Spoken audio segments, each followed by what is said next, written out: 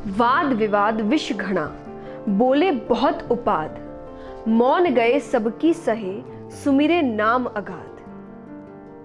इस दोहे में कबीरदास जी हमें कह रहे हैं कि वाद विवाद जब बढ़ने लगे तब मौन हो जाना चाहिए। मतलब अगर नॉर्मल भाषा में आपसे बात करें तो जब आपके डिस्कशंस मीनिंगलेस आर्ग्यूमेंट्स की ओर जाने लगे तब चुप हो जाना सबसे अच्छा होता है। ज्यादातर झगड़े तब होते हैं जब हमारा खुद के वर्ड्स पर कोई कंट्रोल नहीं होता। बोल के बाद में रिग्रेट करने से कहीं ज्यादा अच्छा है कि हम उन मीनिंगलेस आर्ग्यूमेंट्स के टाइम चुप हो जाए।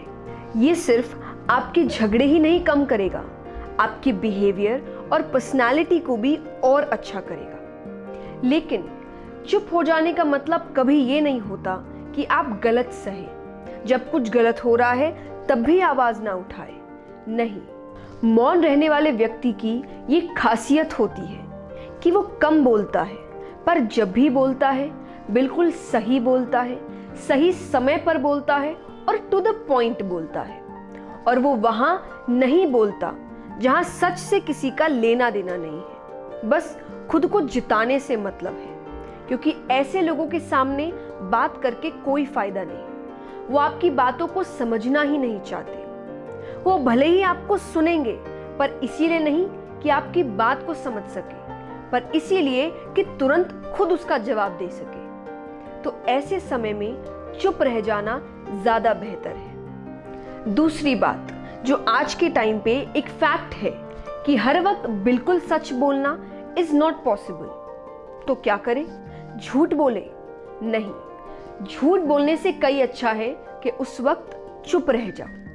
किसी रीजन से हमें दो कान और एक मुंह दिए गए हैं कि ज्यादा सुनो और कम बोलो। जब आप किसी ज्ञानी नॉलेजेबल इंसान के सामने बैठे हैं तब तो चुप रहना एक वरदान के जैसा है। उनको जितना सुन सके, उनसे जितना सीख सके उतना अच्छा है। और जब किसी मूर्ख के सामने बैठे हैं तब भी चुप रहना सबसे अच्छा है, क्योंकि उसे आपके सच से कोई लेना देना नहीं है। और मूर्ख का मतलब कतई ये नहीं होता कि जो पढ़ा लिखा नहीं है। मूर्ख उसे कहते हैं जो ज्ञान लेना ही नहीं चाहता, जो सिर्फ खुद को सबसे ज्ञानी समझता है और बाकी सबको गलत समझता है।